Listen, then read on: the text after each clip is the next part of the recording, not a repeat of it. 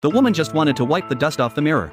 But to her horror, she discovered that the figure in the portrait behind her had moved eerily, but when she turned to look, the portrait appeared perfectly normal. At first, she thought she must have been seeing things. After all, how could a portrait possibly move? There was also a strange portrait hanging in her eldest daughter's room. The man in the painting held a comb in his left hand and scissors in his right. Ever since moving into this new home, the more Janice looked at the portrait, the more unsettling it felt. So she decided to take the painting down. But strangely, the painting seemed to have fused with the wall. No matter how hard she pulled, she couldn't get it off. Seeing this, Janice had no choice but to give up. When night fell, just as Janice was drifting off to sleep, a strange sound echoed around her. Immediately afterward, her hair was inexplicably cut off. When she woke up the next morning, she discovered that her once neat and silky hair had been cut into a messy, disheveled state. She instinctively suspected her mischievous younger sister was responsible. Furious, she stormed into her sister's room to confront her. Just then, their mother rushed in upon hearing the commotion and asked her eldest daughter what had happened. What you did to my hair?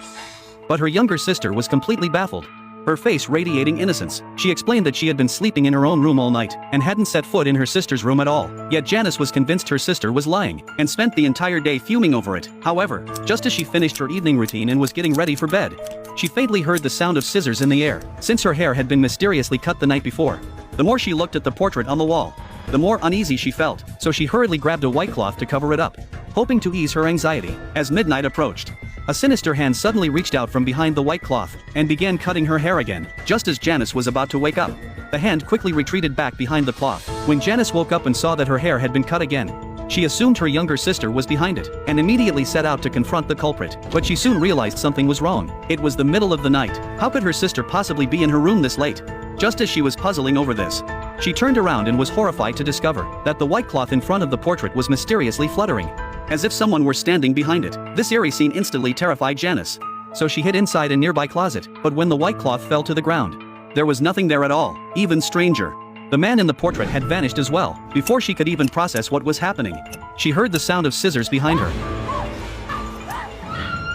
Hearing her cries for help, her parents rushed to Janice's room. Only then did the figure behind her finally let Janice go. But by this point, Janice was terrified out of her wits. When her parents asked what had happened, she pointed tremblingly at the portrait on the wall and cried out that the man in the painting had come out. Seeing how terrified his daughter looked, she didn't seem to be lying. Her father decided to take down the eerie portrait first, but to his surprise, the painting seemed to have taken root in the wall.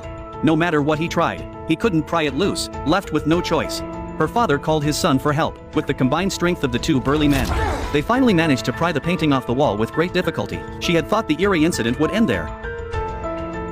But when she woke up the next morning, Evelyn saw her younger daughter running toward the cellar. Just as she was about to follow to see what she was up to, she suddenly realized her younger daughter